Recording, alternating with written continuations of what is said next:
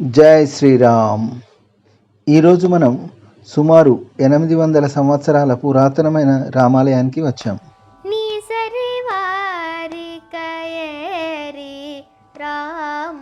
రామప్ప ఆలయానికి శిల్పుల వలన ఆ ఖ్యాతి లభించింది. మరి యాదాద్రి లాంటి దివ్య క్షేత్రానికి సాక్షాత్ ఆ భగవంతుడి మహిమ వల్ల ఆ ఖ్యాతి. ఇంకా చాలా వరకు పురాతన ఆలయాలు వాటిని కట్టించిన రాజుల వల్ల ఖ్యాతిని పొందుతాయి.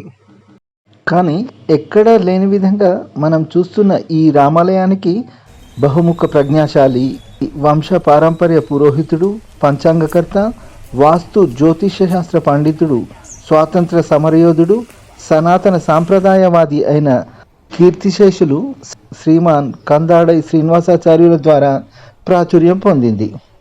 బహుశా ఆలయ పురోహితుడి వల్ల ప్రాచుర్యం పొందిన ఆలయం ఇదొక్కటే కావచ్చు. ఈరోజు మనం చూస్తున్న ఈ ఆలయం మిరుదొడ్డి గ్రామంలోనిది.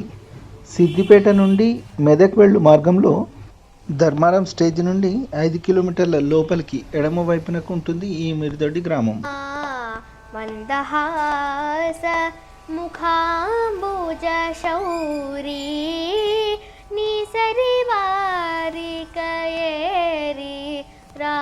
చూడ చక్కనైన ఈ ఆలయ ప్రధాన ప్రవేశ ద్వారం మోతే వెంకటేశ్వరాలయం మరియు దేవరాంజాల్ రామాలయం గుండ్లపోచంపల్లిలోని లక్ష్మీనారాయణ ఆలయాలను పోలి ఉంది. ముందట మనం చూస్తున్నది గరుడ స్తంభం.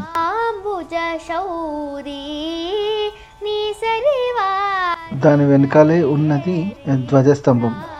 దారూకరతో చేసినది ధ్వజస్తంభం.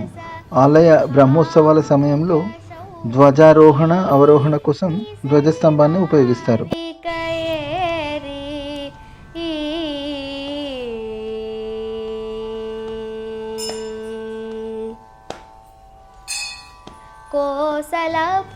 మిట్టదొడ్డి పంచాంగం అన్న, మిట్టదొడ్డి అయ్యవారు అన్న హైదరాబాద్, సికింద్రాబాద్, మెదక్, కరీంనగర్ నుండి నిజామాబాద్ వరకు గల అన్ని జిల్లాల్లో తెలియని వారు ఉండేవారు కాదు అంటే అతిశయోక్తి కాదు.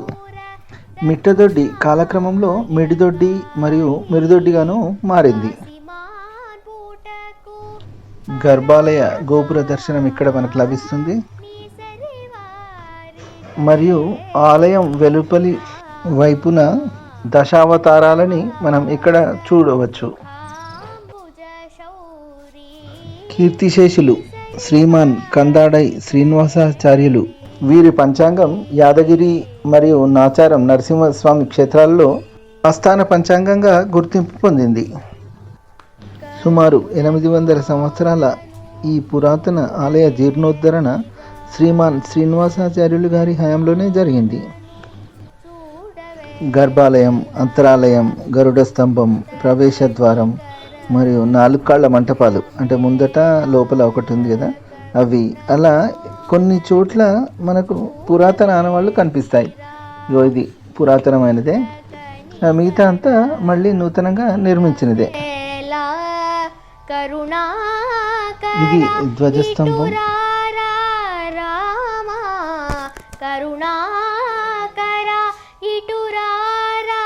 ఇది గరుడ స్తంభం.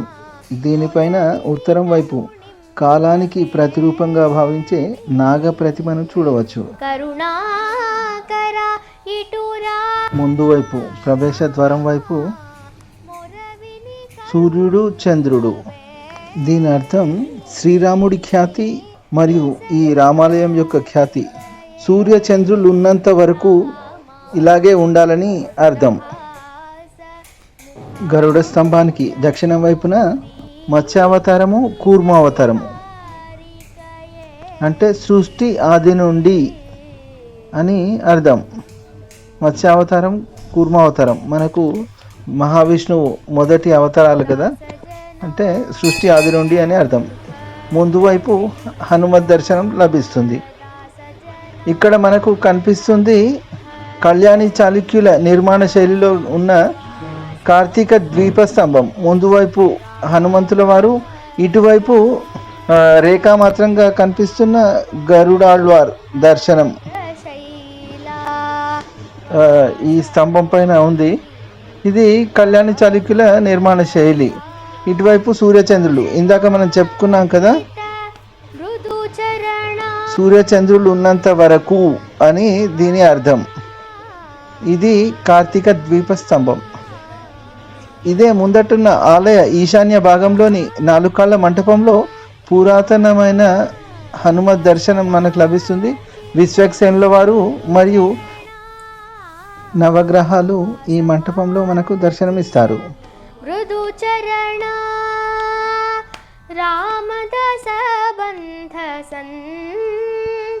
గర్భాలయ గోపుర దర్శనం అద్భుతంగా ఉంది. మనం ఎప్పుడెప్పుడా అని ఎదురు చూస్తున్న ప్రభు శ్రీరాముల వారి దర్శనం చేసుకుందాం రండి.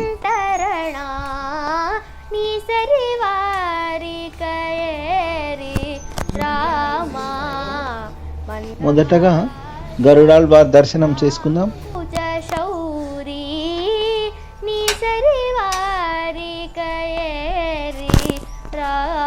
ఇక్కడ మనకు పాత మరియు కొత్త గరుడాళ్వార్ విగ్రహాలు మనకి ఇక్కడ దర్శనమిస్తున్నాయి.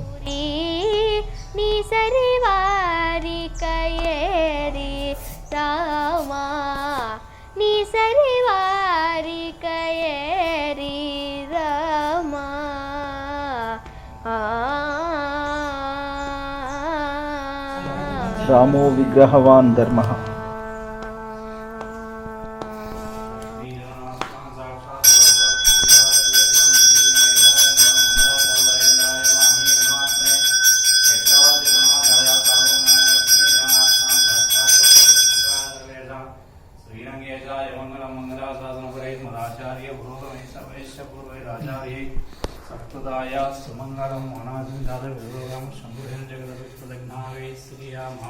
ఇదే ఆలయంలో మనకు ఉత్తరం వైపు ఉన్న ఉపాలయంలో చాలా అరుదుగా కనిపించే గోదా సమేతుడైన శ్రీకృష్ణుల వారి దర్శనం మనకు లభిస్తుంది.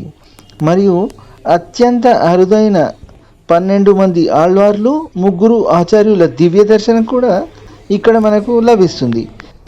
నాకు బాలాపూర్లోని సంతాన వేణుగోపాల స్వామి వారి దేవాలయంలో ఇలా 12 మంది ఆళ్వార్లు, 3 ఆచార్యులు, మొత్తం 15 మంది దర్శనం అక్కడ తప్ప మరింకే ఆలయంలోనూ ఇలా దర్శన భాగ్యం దొరకలేదు.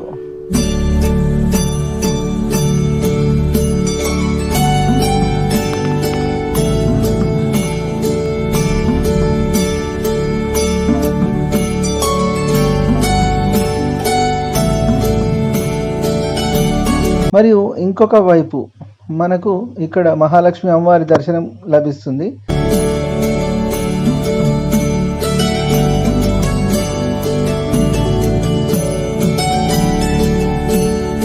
ఇది శ్రీమాన్ కందాడై శ్రీనివాసాచార్యుల వారి చిత్రపటం.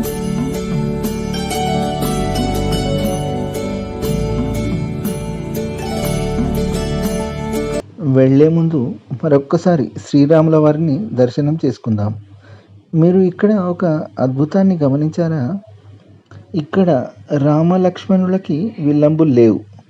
మరియు రాముడి వామాంకం మీద సీతమ్మ వారు కూర్చొని ఉన్నారు. రాముడికి కుడివైపు లక్ష్మణుడు, ఎడమవైపు హనుమంతుల వారు. మనకు సాధారణంగా రామ లక్ష్మణ జానకి వారికి ఎదురుగా దాసాంజనేయుడిగా హనుమంతుల వారి దర్శనం ఇస్తారు. రామ లక్ష్మణులతో సమానంగా ఒకే మరకత తోరణంలో ఆంజనేయుల వారు. అంటే ఇది అయోధ్యకు శ్రీరాముడు విజయుడై తిరిగి వచ్చే సందర్భంలోనిది ఈ దృశ్యం. కాబట్టి ఇక్కడి రాముల వారు మనకు వీర విజయ రాఘవుడిగా ప్రసిద్ధి. ఇవండి ఈ పురాతన మెరుదొడ్డి శ్రీరామాలయం యొక్క విశేషాలు. ఈ వీడియో మీకు నచ్చితే కనుక ఒక లైక్ చేయండి. తప్పకుండా మీ విలువైన అభిప్రాయాన్ని మాకు కామెంట్ల రూపంలో తెలియజేయండి. మీరిచ్చే లైక్స్, కామెంట్సే మాకు చాలా ప్రోత్సాహకాన్ని, మరిన్ని మంచి మంచి వీడియోలని చేయడానికి ఉపయోగపడతాయి. తప్పకుండా ఈ ఆలయం యొక్క విశేషాలు 10 మందికి తెలిసేలా షేర్ చేయండి. మా ఛానల్ని సబ్స్క్రైబ్ చేసుకోండి. ఇది శ్రీమాన్ శ్రీనివాసాచార్యుల వారి కందాడై శ్రీనివాసాచార్యుల వారి చరిత్ర. ఈసారి మనందరం మిర్దొడ్డి వారి పంచాంగం తీసుకుందాం ఈ ఉగాదికి.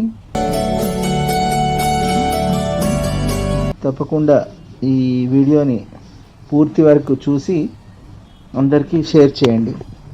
పునర్దర్శన ప్రాప్తిరస్తు. జై శ్రీరామ్.